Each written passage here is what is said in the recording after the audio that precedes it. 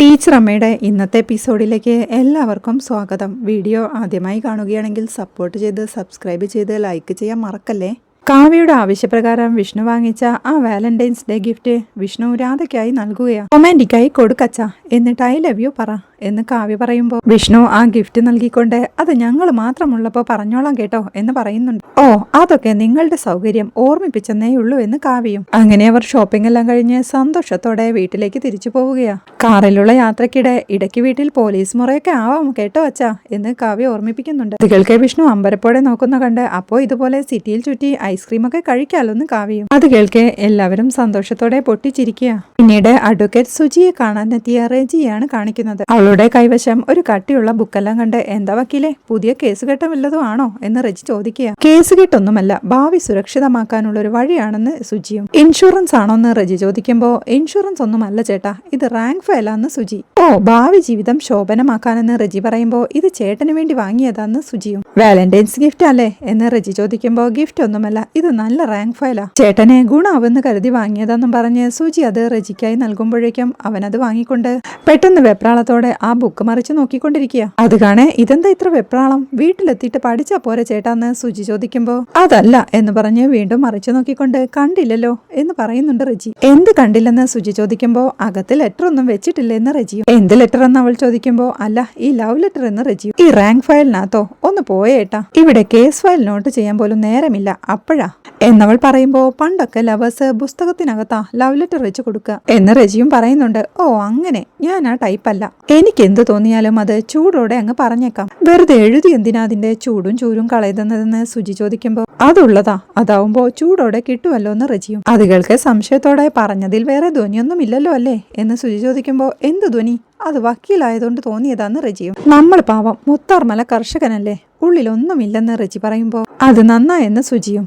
അതല്ല Valentine's day വരികയല്ലേ, വെറുതെ ഒന്ന് ആഗ്രഹിച്ചെന്ന് റെജി പറയുമ്പോ പൂവും ചോക്ലേറ്റും കിട്ടുമെന്ന് കരുതിയോ, സ്വപ്നങ്ങളുടെ പൂക്കൾ വിരിപ്പിക്കാനുള്ള ചോദ്യങ്ങളുടെ മൊട്ടുകളാ ഇതിൽ നിറയെ എന്നവൾ പറയുന്നത് കേൾക്കെ വക്കീല് കവിത എഴുതുന്ന കോളുണ്ടല്ലോ എന്ന് റെജിയും. ഇന്ന് തരുന്ന പൂവ് നാളെ വാടിപ്പോവില്ലേ, ചോക്ലേറ്റും അലിഞ്ഞു പോവും, ഇതങ്ങനെയല്ല, ഇതിന്റെ ഉള്ളിലുള്ളത് നമ്മുടെ ഉള്ളിലും ഉണ്ടാവും എന്നവൾ പറയുമ്പോ ഇതിന്റെ ഉള്ളിലുള്ളത് എന്റെ ഉള്ളിലാക്കണം, എല്ലാം ഉള്ളിലുള്ള ആൾക്ക് വേണ്ടിയാന്ന് റെജിയും. ആരാ ഉള്ളിലുള്ളതെന്ന് സുജി ചോദിക്കുമ്പോ വക്കീല് തന്നെ, അല്ലാതെ ആരാന്ന് റെജി. അത് കൊള്ളാം, ഉള്ളിലുള്ള ആളെന്ന് പറഞ്ഞ് അവൾ സ്നേഹത്തോടെ റെജിയെ നോക്കി ചിരിക്കുമ്പോഴാണ് വേറൊരാളോട് സംസാരിച്ചുകൊണ്ട് വരുന്ന ശിവരാമൻ ചേട്ടൻ ആ കാഴ്ച കാണുന്നത്. അദ്ദേഹം ഒരു മരത്തിന്റെ പിന്നിലേക്ക് ഒളിഞ്ഞു നിന്ന് അവർ തമ്മിലുള്ള സംസാരവും ചിരിയുമെല്ലാം ശ്രദ്ധിച്ചു നിൽക്കുക. സുജി അപ്പോഴേക്കും റെജിയോടായി പറയുന്നുണ്ട്, നമ്മുടെ വീണ സന്തോഷ് കേസിന്റെ കൂളിംഗ് ഓഫ് പീരീഡ് എക്സ്റ്റെൻഡ് ചെയ്തിട്ടുണ്ട്. ഞാൻ വീണയോട് ഇക്കാര്യം വിളിച്ചു പറഞ്ഞിട്ടുണ്ടായിരുന്നു. അപ്പോ ആള് മെന്റലി സ്റ്റേബിൾ ആയതിനു ശേഷം ബാക്കി മുന്നോട്ട് പോവാമെന്ന വീണയുടെ സ്റ്റാൻഡ്. സാധാരണ ചെറിയ മെന്റൽ ഇഷ്യൂസ് പോലും ഡിവോഴ്സിനുള്ള കാരണങ്ങളായിട്ട്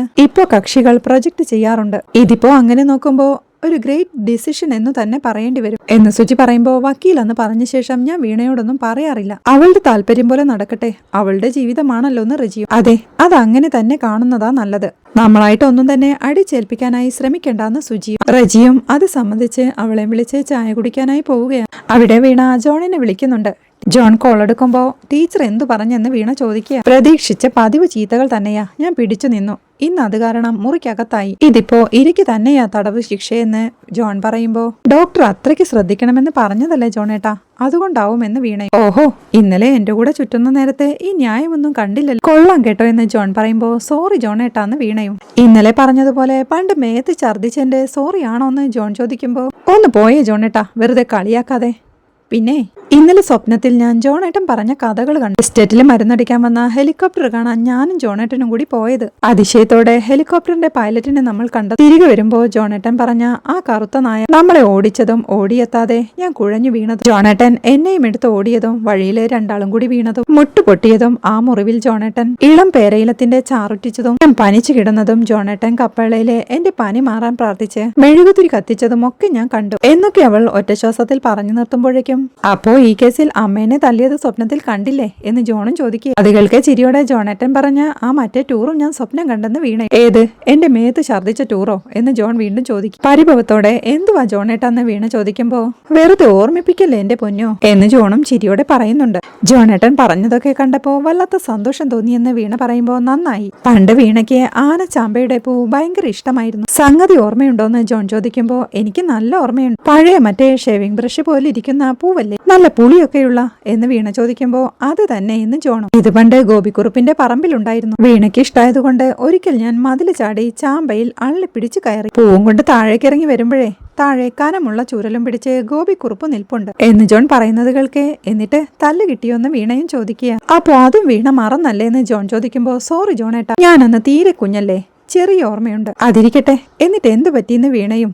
ഒരു തല്ല് കിട്ടി, പിന്നെ ഞാൻ ഓടി തള്ളിയില്ലേ, പക്ഷേ കിട്ടിയ തല്ലില്ലേ അത് നല്ല ഏറ്റതായിരുന്നു. അത് തുടയിൽ തിണർത്ത് കിടപ്പുണ്ടായിരുന്നു കേട്ടോ. പിന്നെ കുറച്ചു ദിവസം ഇരിക്കാനും പാടായിരുന്നു എന്ന് ജോൺ പറയുന്നത് കേൾക്കെ ചിരിയോടെ ഞാൻ പണ്ടേ ജോണേട്ടന് സ്ഥിരം അടി വാങ്ങി തരലായിരുന്നു അല്ലേ എന്നവൾ ചോദിക്കുക.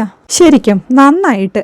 എന്നിട്ട് ഇതൊന്നും വീണയ്ക്കൊട്ടും ഓർമ്മയില്ലല്ലേ എന്ന് ജോൺ ചോദിക്കുമ്പോ എന്റെ ബുദ്ധി ഉറയ്ക്കുന്നതിന് മുമ്പുള്ള കാര്യങ്ങളല്ലേ ജോണേട്ടൻ ഈ പറയുന്നതൊക്കെ. അപ്പൊ ഞാൻ എങ്ങനെ ഓർത്തിരിക്കാനാന്ന് വീണയും. ശരി, സമ്മതിച്ചു, അന്ന് എനിക്ക് അടി കിട്ടിയിരുന്നെങ്കിലും എന്റെ നിക്കറിന്റെ പോക്കറ്റിലെ വീണയ്ക്കുള്ള ആനച്ചാമ്പയ്ക്കപ്പൂ ഞാൻ കരുതിയിരുന്നു എന്ന് ജോൺ ഓർത്തെടുത്ത് പറയുമ്പോ അമ്പട വീര, അത് കലക്കി കേട്ടോന്ന് വീണയും. പിന്നെ നമ്മുടെ വീട്ടിലെ പരിപാടിക്ക് ജോണേട്ടനും ടീച്ചറും വരുവോ എന്നവൾ ചോദിക്കുമ്പോ ഞാൻ ഇക്കാര്യം അമ്മയോട് സംസാരിച്ചു. സരസ്വതി ടീച്ചറുടെ കുടുംബത്തിലെ പലർക്കിടയിലും വന്നുപോയ അകലം കുറയ്ക്കാനാ ഈ പരിപാടി ഗുണപ്പെടുക എന്നാ അമ്മ പറഞ്ഞത്. അത് ഫാമിലി മാത്രമായി കൂടുന്നതാ നല്ലതെന്നാ അമ്മ പറഞ്ഞത് എന്ന് ജോൺ പറയുമ്പോ ടീച്ചറും ജോണേട്ടനും നമ്മുടെ കുടുംബം തന്നെയല്ലേ എന്ന് വീണയും ചോദിക്കുക. പക്ഷെ എല്ലാവർക്കും അങ്ങനെയല്ലല്ലോ, പിന്നെ ഞാനിപ്പോ റെസ്റ്റിലുമല്ലേന്ന് ജോൺ ചോദിക്കുമ്പോ റെസ്റ്റിന്റെ കാര്യമൊന്നും പറഞ്ഞ് ചിരിപ്പിക്കല്ലേ എന്ന് വീണയും. പിന്നെ എന്റെ ക്ലാസിക് ഗിഫ്റ്റ് ടീച്ചർക്ക് കൊടുത്തായിരുന്നു എന്ന് ജോൺ ചോദിക്കുമ്പോ ഇല്ല, അത് പരിപാടിക്കിടയിൽ കൊടുക്കാമെന്ന് വീണ. ഓക്കെ, കൊടുത്തിട്ട് പറയണേ, ഞാൻ ടീച്ചറെ വിളിച്ച് ആശംസ അറിയിച്ചോളാം. എന്ന കാര്യങ്ങൾ നടക്കട്ടെ എന്ന് പറഞ്ഞ് ജോണും കോൾ വെക്കുകയാ. പിന്നീട് ചായ കുടിയെല്ലാം കഴിഞ്ഞ് നടന്നു വരുന്ന റജിയെയും സുജിയെയുമാണ് കാണിക്കുന്നത്. അപ്പൊ പഠിത്തം നന്നായി നടക്കട്ടെ എന്ന് സുജി പറയുമ്പോ അത് മുടക്കമില്ലാതെ നടക്കുന്നുണ്ട്,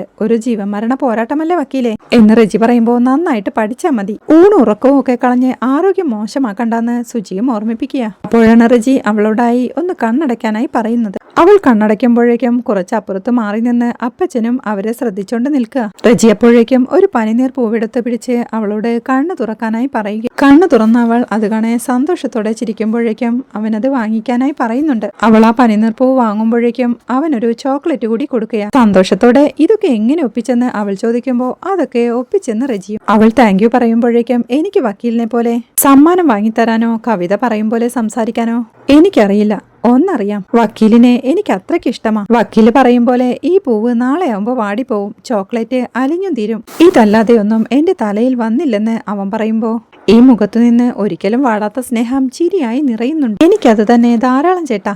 പിന്നെ വാടിയ പൂവ് ബുക്കിനുള്ളിൽ സൂക്ഷിക്കുന്ന ഒരു ടെക്നിക്കുണ്ട്. ചോക്ലേറ്റ് കഴിച്ചാലും ഈ കവർ സൂക്ഷിക്കാലോ, പോരെയെന്ന് അവൾ ചിരിയോടെ ചോദിക്കുമ്പോ അത് മതി, ധാരാളം എന്നവനും ചിരിയോടെ പറയുന്നുണ്ട്.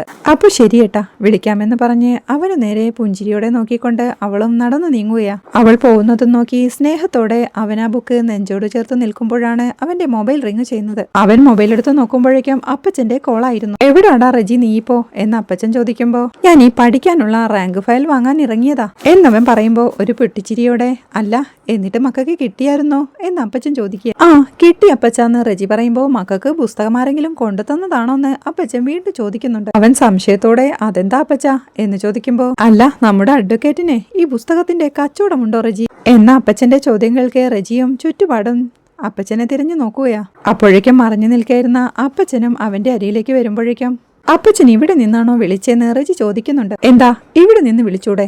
അല്ലടോവേ, ആ വക്കീൽ കൊച്ചിനെ പുസ്തക കച്ചവടം ഉണ്ടോ എന്ന് അപ്പച്ചൻ സംശയത്തോടെ ചോദിക്കുമ്പോ എനിക്ക് പഠിക്കാൻ എന്ന് പതർച്ചയോടെ റജിയും. പുസ്തകം വാങ്ങിച്ചു തരുമ്പോ അതിന്റെ കാശ് കൊടുക്കണ്ടേ, പൂവും ചോക്ലേറ്റും കൊടുത്താൽ മതിയോ എന്നപ്പച്ചൻ ചിരിയോടെ ചോദിക്കുമ്പോ അപ്പച്ച ആ വക്കീലിനെ എനിക്ക് ഇഷ്ടമാണെന്ന് റജിയും. അപ്പച്ചനും ചിരിയോടെ അതാണ് ജോലിക്കായുള്ള പഠിത്തത്തിന് ഇത്രയും ഉത്സാഹമല്ലേ, എങ്ങനെയാടാ അവരുടെ വീടും കുടുംബക്കാരും ഒക്കെ എന്ന് ചോദിക്കുമ്പോ വക്കീലിനെ അമ്മയില്ല, നേരത്തെ മരിച്ചുപോയി, അച്ഛന് ആധാരം എഴുത്തായിരുന്നു, ഒരു ഓട്ടോ ആക്സിഡന്റിൽ തളർന്നു കിടപ്പായി. പിന്നീടുള്ളത് ഒരനിയത്തിയാണ്. വല്ലാതെ ഉൾവലിഞ്ഞ് ഒരു ആത്മവിശ്വാസവും ഉള്ളിലില്ലാത്തൊരു കുട്ടിയാണത്. വക്കീലില്ലാതെ രണ്ടാൾക്കും പറ്റില്ല. അതുകൊണ്ട് തന്നെ വക്കീലെ പരമാവധി ഒഴിഞ്ഞു മാറി. ഞാൻ വക്കീലിനോട് നമ്മുടെ കുടുംബത്തിനൊപ്പം കൂടാമെന്ന് പറഞ്ഞു. മുത്താർ മലയിലെ കാറ്റടിച്ചാ മാറാത്ത തളർച്ചയുണ്ടോ അപ്പച്ച? ആ ഉൾവലിഞ്ഞ അനിയത്തിക്ക് ജീജ കൂട്ടാവില്ലേ എന്നൊക്കെ അവൻ ചോദിക്കുമ്പോ, അപ്പോ നീ ഇതങ്ങ് ഒറ്റയ്ക്ക് അങ്ങ് തീരുമാനിച്ചല്ലേ? എനിക്കൊന്നും ഒരു റോളും ഇല്ലേടാ എന്ന് അപ്പച്ചൻ ചോദിക്കുമ്പോ, അപ്പച്ചനല്ലേ കാർന്നോര്, ഇതൊക്കെ അപ്പച്ചൻ സമ്മതിക്കുമെന്ന് എനിക്കറിയാമെന്ന് റജിയും. അതെന്താടാ അങ്ങനെ ഒരു ഉറപ്പെന്ന് അപ്പച്ചൻ ചോദിക്കുമ്പോ, അങ്ങനെ ഒരു മനസ്സുള്ളോണ്ടല്ലേ അപ്പച്ചൻ അമ്മച്ചിയെ കെട്ടിയതെന്ന് റജിയും. അപ്പൊ നിനക്ക് വിവരമുണ്ടെന്ന് അപ്പച്ചൻ പറയുമ്പോ, കുറഞ്ഞത് അപ്പച്ചന്റെ വിവരമെങ്കിലും കാണില്ലേ എന്ന് റജി. എടാ, നീ ജീവിതത്തിന്റെ പ്രായോഗികതയൊന്നും നോക്കാതെ ഒരു പെൺകൊച്ചിനെ ഇഷ്ടപ്പെട്ടു, എന്നിട്ട് ജീവിക്കാൻ പ്രായോഗികമായി ഒരു ജോലിയൊക്കെ ഒപ്പിക്കാൻ ഉറക്കമിളച്ച് പഠിക്കുന്നു. നല്ലതടാ മക്കളെ, അപ്പച്ചന് അഭിമാനമേ ഉള്ളൂ. അതെ, ഇപ്പൊ ഇതാരോടും പറയണ്ട, സമയമാവട്ടെ എന്നപ്പച്ചൻ ഓർമ്മിപ്പിക്കുമ്പോ, ശരി അപ്പച്ചാന്ന് റജിയും. നമുക്ക് മാധവത്തിലോട്ട് പോണ്ടേ, കാര്യങ്ങളൊക്കെ ഒരുക്കണ്ടേന്ന് അപ്പച്ചൻ ചോദിക്കുമ്പോ, വേണം അപ്പച്ചാന്ന് പറഞ്ഞ് റജിയും അപ്പച്ചനും കൂടി മാധവത്തിലേക്ക് തിരിക്കുക. അവിടെ ഒരു കാട്ടിലൂടെ നടന്നുകൊണ്ടിരിക്കുകയാണ് മോഹനും പുറകെ പോറ്റിയും. മോഹന, ഇവിടെ പാമ്പ് വല്ലതും കാണുമെന്ന് പോറ്റി പരിഭ്രമത്തോടെ ചോദിക്കുമ്പോ, അത് തന്നെ കടിച്ച് ആത്മഹത്യ ചെയ്യാനൊന്നും പോകുന്നില്ല, ഉള്ളില് വിഷം മാത്രം പോരടോ, കുറച്ച് ധൈര്യം കൂടി വേണം എന്ന് പറഞ്ഞ് പോറ്റിയും വിളിച്ചോണ്ട് പോവുകയാ മോഹൻ. അങ്ങനെ അവർ ഒരു മുളങ്കാട്ടിനടുത്ത് തണലിലെത്തി നിൽക്കുകയാ. അവിടെ വെച്ച് മോഹൻ തന്റെ പ്ലാൻ എല്ലാം പോറ്റിയോട് വിവരിക്കുന്നുണ്ട്.